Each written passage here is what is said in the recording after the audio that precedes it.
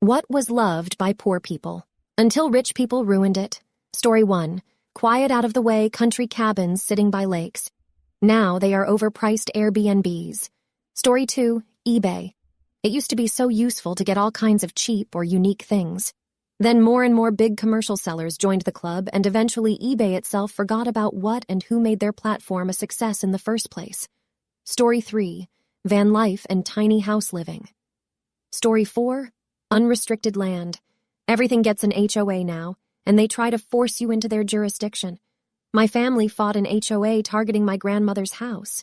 She had lived there for 10 years before the HOA was even an idea, or the new area with big houses was cleared for construction before that.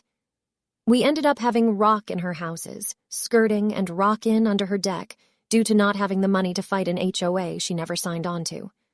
If an HOA comes out where I live, which might happen in the next 15 years, I will fight them tooth and nail for spite alone.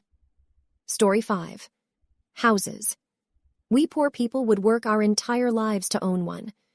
Property became a great investment and way to increase wealth, so rich people started buying them. Not to live in as intended, but to rent to the poor and keep them poor by renting so they will never be able to save enough to afford their own. Story 6. Florida beaches. It used to be a cheap thing to do with the family. Mom and pop hotels and local diners. Now it is $300 hotels with $5 coffee. Parking is expensive and there is little beach access. Kinda to see it happen. Story 7.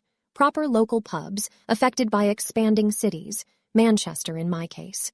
Ruined by greedy breweries trying to attract upmarket clientele, or selling out for demolition and the building of apartments that locals cannot afford. Story 8.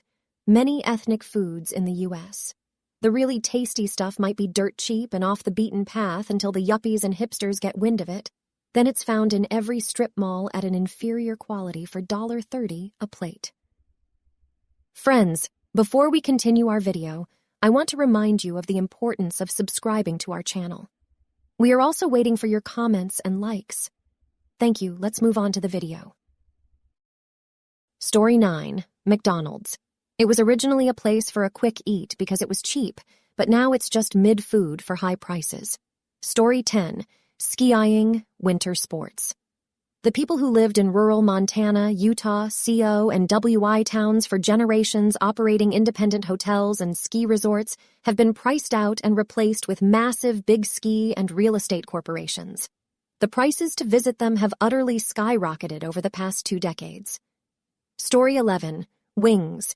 They used to be a reasonably priced appetizer, and now it's almost the price of an entree. Story 12. Life.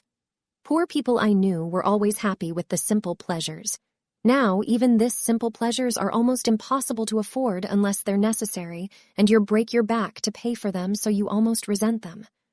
Rich people are literally ruining life. Story 13.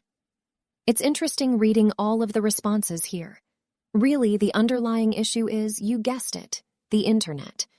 Lots of the things here used to be cheap because the market for them was inefficient. For example, they were things only known by people in certain communities, certain cuts of meat, thrift stores, certain travel destinations, etc. Basically, the internet enabled the masses to discover all of these things and drive demand, and thus the price up for all of them. Story 14. If you go deep enough into basically all aspects of taste associated with the wealthy, you'll rapidly find out that the answer is basically all of it. Suits, food, meals, houses, etc. are basically all taken from the culture of the poor. This is a good note to end on. Please write your stories in the comments. I'll be happy to add them to future videos. Also, you can rate our other videos. We would be very grateful. Thanks for watching. Have a nice day.